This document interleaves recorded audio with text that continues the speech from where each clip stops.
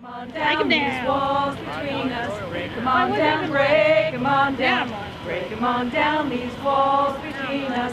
Break them on down. Break them on down. These walls between us. Really inspiring to see how a huge mass of people could come together in a peaceful way with lots of high energy, but also lots of optimistic and happy energy, and just kind of advocate for this common belief that we deserve justice. And it is just very inspiring, and it's definitely a first step to taking more tangible action in the future. Today is important because of the march and what the march stands for, and inclusion and diversity, and allowing so many people who are marginalized to have a voice that has been told throughout this campaign process that their voices don't actually matter. And so I think it's important for all of us to walk together to show that our voices actually do matter, and that they should be heard, and that we're valued parts of this country. I march because my ancestors couldn't. Ready to go! Ready to go! But if he wants to get to my gay friends, my black friends, my lesbian friends, and pretty much all of my friends, he's going to have to go through me. So, and my girlfriends. So we are the wall. Us women are the wall to protect our Muslim friends and all of our friends of color. And we're not going to let him hurt them and put them on any list. Yes. We're all going to get on the list. We'll all be registering as Muslim next week if he comes up with that.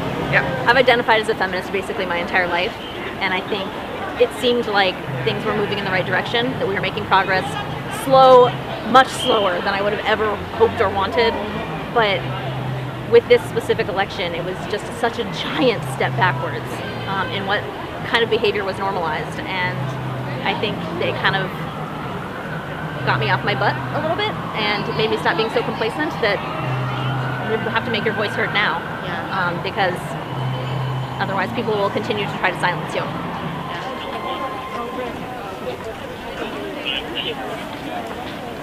I would like a president who stands behind what he says, and if Trump stands behind what he says, I think that's also deplorable. But I think it's a cop-out to say that he doesn't actually say what he believes.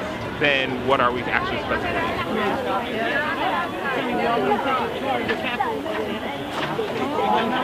We want to encourage young women to have a voice and to feel positive about the future. And I think just soaking up the energy of the march today. I just want to kind of soak up the energy. We both teach, and when we go to the classroom, it's you got to have all that energy to bring to a positive experience for people here.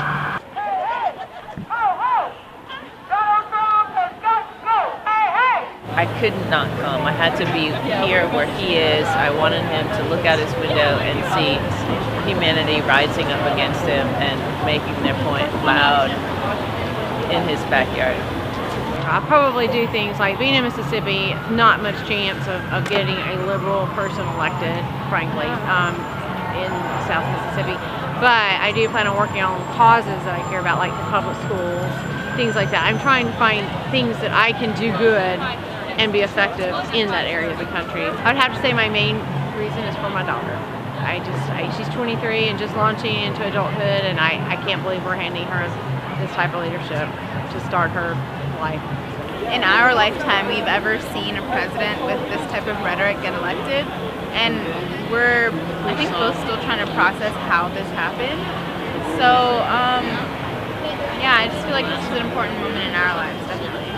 This is not the America I want. I do not want an America of hate and exclusion. And just be intelligent about it. People can have different opinions than I do, but it just seems so unintelligent the way he's choosing the people in his cabinet. There are people who have no experience in the particular positions they're put in. There are people who are actually completely opposite or opposed to those departments, and it makes absolutely no sense. It's some kind of crazy scheme, and I haven't figured it out yet. To do something like this was kind of my way of continuing to participate in the democracy that I enjoy and love in a way that I feel strongly about. We're not going to just sit back and watch this new administration topple everything that many of generations have worked for.